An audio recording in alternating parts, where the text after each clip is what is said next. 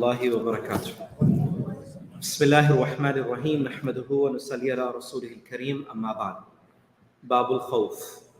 We continue our book Riyad-us Saliheen by Imam Nawawi rahmatullah alayhi, and we are on the chapter of Khawf, the fear and the consciousness of Allah subhanahu wa ta'ala. And this is the last or the final hadith of the chapter. And the hadith is وَعَنْ عَائِشَةَ رَضِيَ اللَّهُ عَنْهَا قَالَتْ سمعت رسول الله صلى الله عليه وسلم يقول يحشر الناس يوم القيامة حفاة عراة غرلا قلت يا رسول الله الرجل والنساء جميعا ينظر بعضهم إلى بعض قال يا عائشة الأمر أشد من أن يهم ذلك أو كما قال عليه الصلاة والسلام رواه البخاري ومسلم. The hadith is reported by al-Mu'mineen Aisha radiyallahu anha. And just as a reminder for all of us, there are four companions of the Prophet sallallahu alaihi wasallam that have narrated more than 2,000 ahadith of the Prophet sallallahu alaihi wasallam. 3 men and 1 woman, and that is al-Mu'mineen Aisha radiyallahu anha. And amongst the women, she is the one who is known to have narrated the most ahadith, or the sayings of the Prophet sallallahu alaihi wasallam, and the large portion or section which regards to the internal life of Rasulullah sallallahu alaihi wasallam in his own household has been reported by al-Mu'mineen Aisha radiyallahu anha. So she's considered to be one of the greatest scholars in Islam. Because when we study Islam and Islamic history and hadith, we find that some of her own nephews and nieces, which were connected directly to blood relationship with her, used to be the students, and then they would share that knowledge to other Sahaba as well. So al-Mu'mineen Aisha radiyallahu anha mentions, and she says, I've heard the Prophet sallallahu alaihi wasallam saying that the people on the day of resurrection, on the day of Qiyamah, will be assembled barefooted. Rasulullah sallallahu alaihi wasallam said, Hufatan, Uratan, Ghurlan. 3 words that Rasulullah sallallahu alaihi wasallam used. He said the people on the day of resurrection, on the day of Qiyamah, will be raised barefooted. They will have no shoes. They will be raised with no clothing, and they will be uncircumcised, meaning they will be born in a natural form, or they will be raised in a natural form that Allah gave them birth in.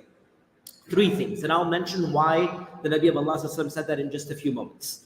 After hearing this, al-Mu'mineen Aisha radiyallahu anha said, Ya Rasulullah sallallahu alaihi wasallam, will the men and the women be together on that day?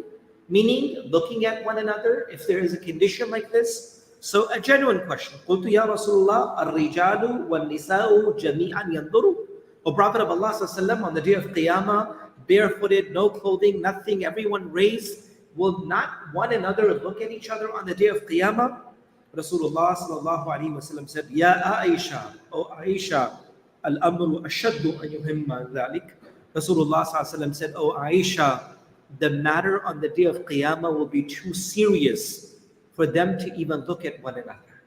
Meaning the situation will be so difficult that no one will even have an opportunity to look at anything else in our own lives. And may Allah always protect us from difficulty and hardship. But if you're going through a difficult day, just imagine that one difficult day in your life, even if you were given the best tasting food that you love dearly, there's no taste in the food when you're going through a difficulty.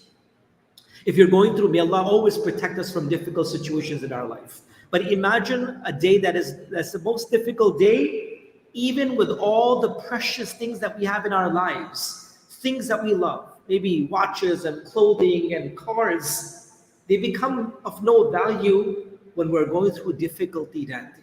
Nothing seems to attract or give us comfort.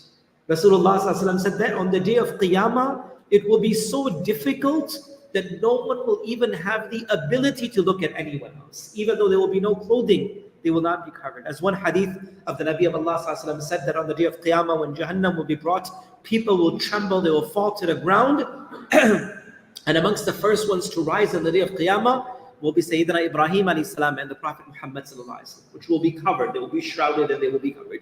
But the point here is the severity of the day of Qiyamah, the difficulty of the day of Qiyamah, which we are reminded, brothers and sisters. The point, the third thing, and I'm just going to quickly go through this, not a lot of detail. The word ghurlan means they will be uncircumcised, meaning you will be raised exactly as you were that Allah sent you on the face of this earth. Meaning that a lot of time people say, if we turn into ashes, or if we are nothing to be found, how will we be raised on the day of Qiyamah? So the point of the word ghurlan is that irrespective of what happens to your body in this world, Allah subhanahu wa ta'ala will raise you perfectly intact on the day of Qiyamah.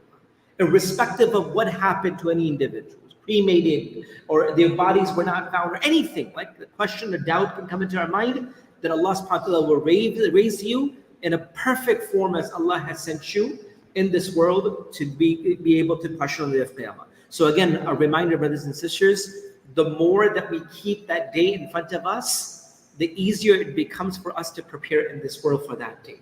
The more that we forget the akhirah, the more it becomes difficult for us to prepare for the day of judgment. So reminders like these are very, very important for us, that we continuously keep akhirat in front of us. We keep the day of judgment in front of us. We keep meeting Allah subhanahu wa ta'ala on the day of qiyamah in front of us. And inshallah, when we have these things, our actions will become much better and stronger. And may Allah subhanahu wa ta'ala give us the honor in this world and the honor on the day of qiyamah, and allow us to prepare for the day of judgment before meeting Allah subhanahu wa ta'ala. Subhanallah wa bihamdihi, subhanakallah wa bihamdik, nashhadu an la ilaha illa anta.